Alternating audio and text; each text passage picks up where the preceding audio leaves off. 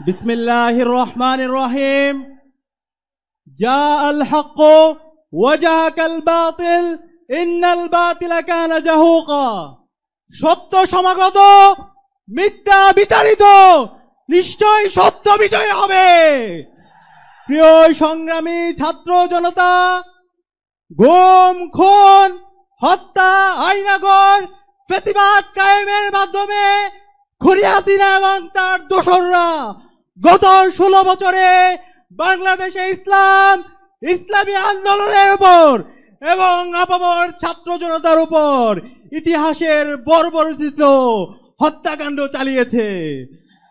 আপনারা জানেন 2009 সালে পিলখানা হত্যাকাণ্ডের মাধ্যমে এদেশে দেশপ্রেমিক নাগরিকদেরকে হত্যা করা হয়েছে। 2013 সালের 28শে ফেব্রুয়ারি আল্লামা দেলোয়ার হোসেন সাঈদীর রায় পরবর্তী সারা দেশে গণহত্যা সংঘটিত হয়েছিল।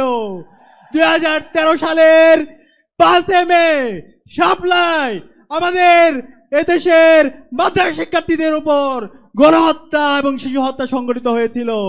এভাবে আপনারা জানেন আমাদের ক্যাম্পাসগুলোতে ছাত্রলীগের সন্ত্রাসীরা আমাদের উপর নেককার হত্যাকাণ্ড চালিয়েছিল।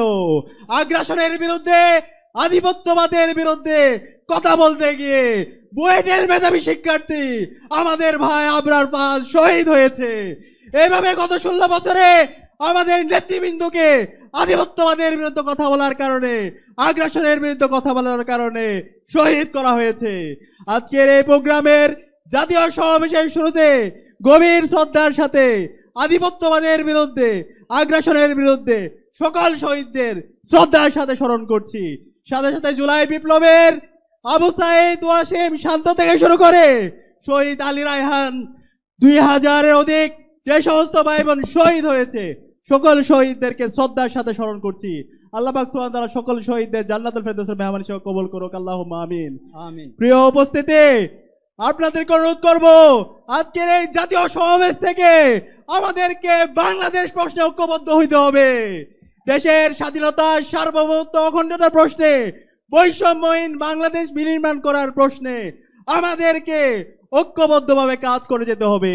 সেই লক্ষ্যে আজকে বাংলাদেশ জামাত ইসলামী যেই 7 দফা আমাদের সামনে নিয়ে এসেছে, সেই 7 দফা বাস্তবায়ন না হওয়ার আগ পর্যন্ত আমাদের কি আরেকটি বিপ্লবের ডাক দিতে হবে। আমরা কি প্রস্তুত আছি?